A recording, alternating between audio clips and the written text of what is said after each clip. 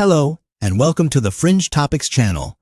If you are new to the channel, please subscribe and join us on the exploration of the Fringe. In the late 1990s, Mel Waters, a seemingly ordinary man, claimed to own a piece of land near Manastash Ridge in Ellensburg, Washington. On this land was a hole, but not just any hole. This was a hole that defied all logic and scientific understanding. Mel first discovered the hole shortly after acquiring the property. It was approximately 9 feet in diameter and was encircled by a retaining wall made of hand-laid stone. The stones appeared weathered, as if they had been there for centuries. Mel's neighbors informed him that they had been using the hole as a garbage pit for years, and that it had been there for as long as anyone could remember. Mel and his neighbors initially used the hole to dispose of various items, ranging from trash bags to old appliances. However, Mel became curious when he noticed that the hole never seemed to fill up and that no sound ever came back when items were thrown in, indicating that they never hit the bottom. As Mel stood near the edge of the hole, he decided to test its acoustics. He shouted into the abyss, expecting to hear his voice bounce back in a series of echoes, but the hole swallowed the sound, leaving only an unsettling silence. This absence of echoes was unlike anything he had ever experienced, and it intensified his curiosity about the hole's perplexing qualities. Mel was initially intrigued but not overly concerned about the hole. It was only when he began to explore its unusual features that he realized this was no ordinary pit. He started by dropping various items into it, listening for them to hit the bottom. However, no sound ever came back. Intrigued, Mel decided to conduct a more formal experiment. As a semi-professional shark fisherman, Mel had access to large spools of heavy-duty fishing line. He attached a 1-pound pyramid weight to the line and began to lower it into the hole, expecting it to hit the bottom at some point. Despite this, the fishing line kept unwinding, 500 feet, 1,000 feet, 5,000 feet, and so on. Whenever a spool of line ran out, he would tie on another one. He continued this process until he had used up all the spools of line he had, totaling approximately 80,000 feet or 15 miles of line. Still, there was no sign of the weight hitting the bottom. Curious to learn more, Mel decided to carry out another experiment, this time using a lifesaver candy. He lowered the candy into the hole, reasoning that if there was water at the bottom, the candy would dissolve.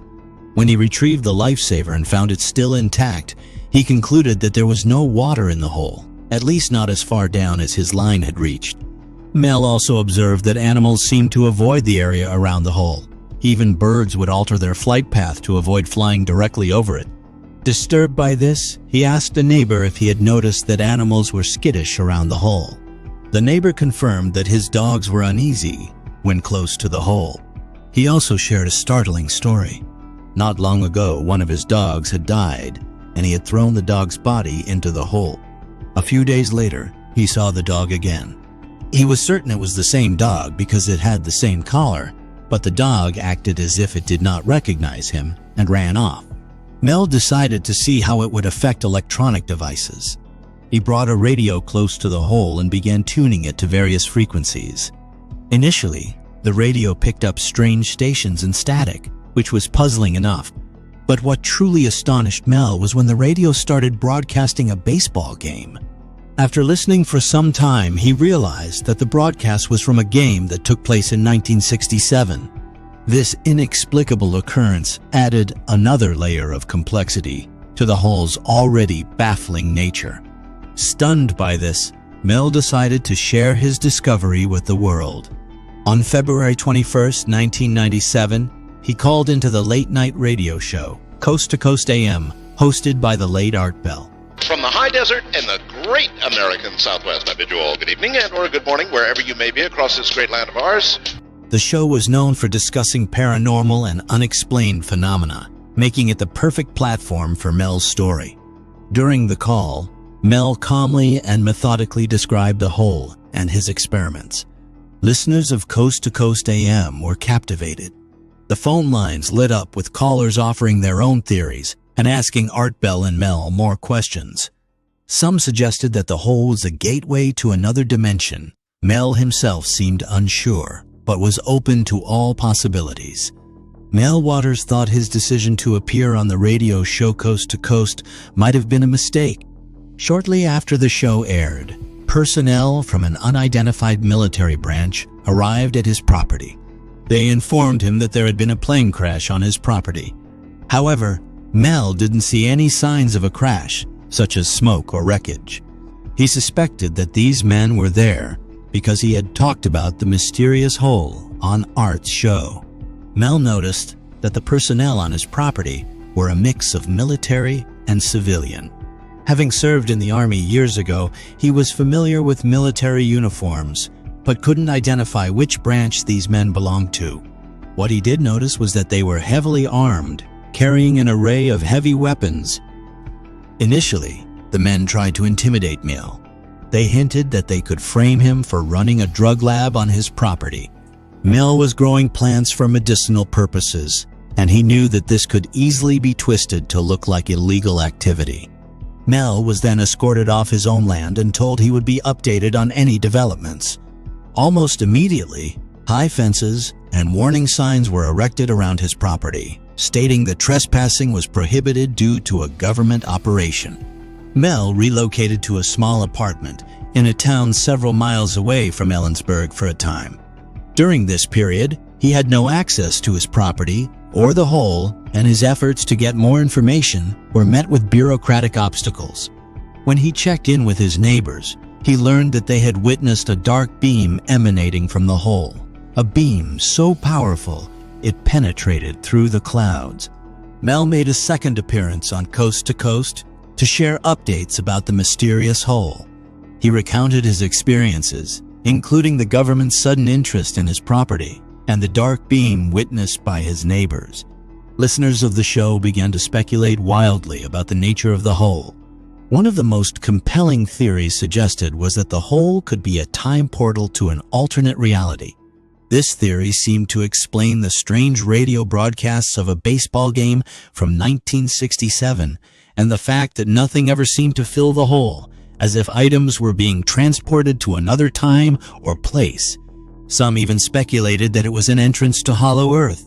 If you are not familiar with the Hollow Earth theory, there is a video on the channel entitled The Hollow Earth Theory that you can watch to learn more about the theory.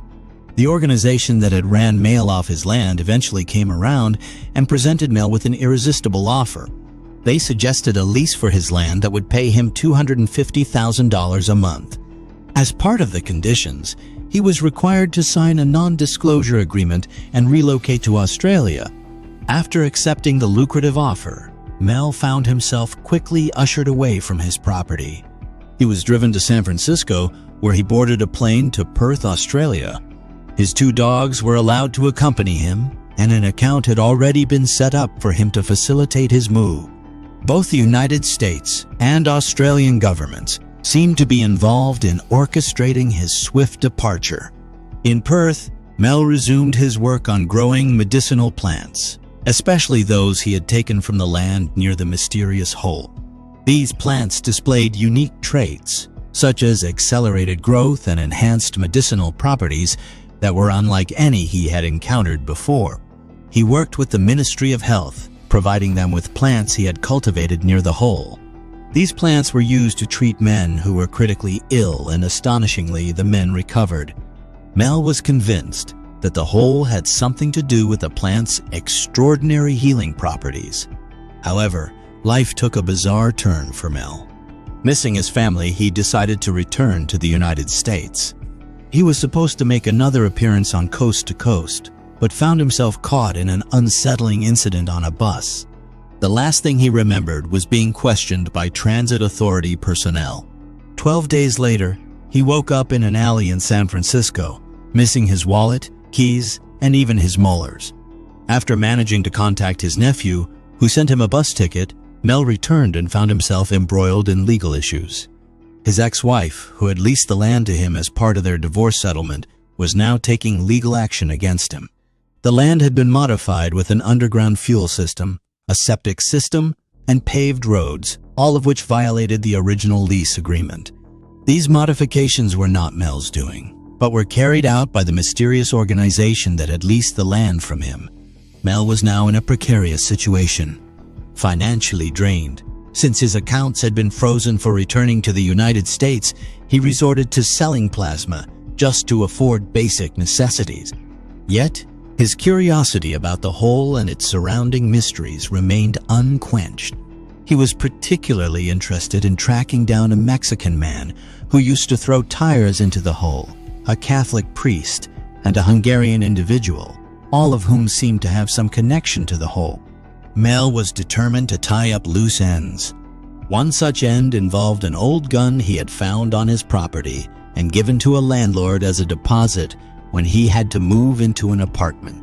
The landlord became obsessed with the gun, claiming it made no sound when fired and interfered with radio signals. Mel learned that the man had abandoned his family and vanished without a trace. As time ran out on another episode of Coast to Coast, Mel gave out his email address, hoping to connect with anyone who had information about the hole. He signed off with a cryptic message to his ex-wife, saying that she owed him, leaving listeners to ponder the unfathomable mysteries of Mel's hole. Mel contacted Art 2 more times for updates, once on January 29th and again on December 20th in 2002. Each time his story became more bizarre and hard to believe. Before these calls, Native Americans from northern Nevada got in touch with Mel. They suggested collaborating on medicinal herb research. During their work together, they told Mel about another hole similar to his own. This second hole was on federal land used by a Basque shepherd community for grazing. The Basque considered the land sacred and said the hole had been there for over 200 years. This second hole was also over 9 feet wide, like Mel's, but had a metal collar and a metal lining as far as one could see. The hole was warm to the touch, and the metal did not make any sound or vibrate. Mel accidentally dropped a metal tool on the collar and it made no sound. Mel and the Basque began experiments. First, they lowered a bucket of ice into the hole and left some ice at the surface as a control. When the surface ice melted, they pulled up the bucket and found the ice transformed, but not melted. It was dry and resembled large salt pieces. They tried to melt it over an open fire, but it caught fire instead and burned for months. Next, they lowered a live sheep into the hole. The sheep appeared fine but was dead. An autopsy revealed the sheep looked cooked from the inside and had a large tumor. Inside the tumor was a creature resembling a fetal seal with human eyes. Mel sensed that the creature wished to return to the hole, so he gently placed it on the edge. In a moment of collective awe, they all watched as the creature looked back at them for a while, before taking the leap into the abyss.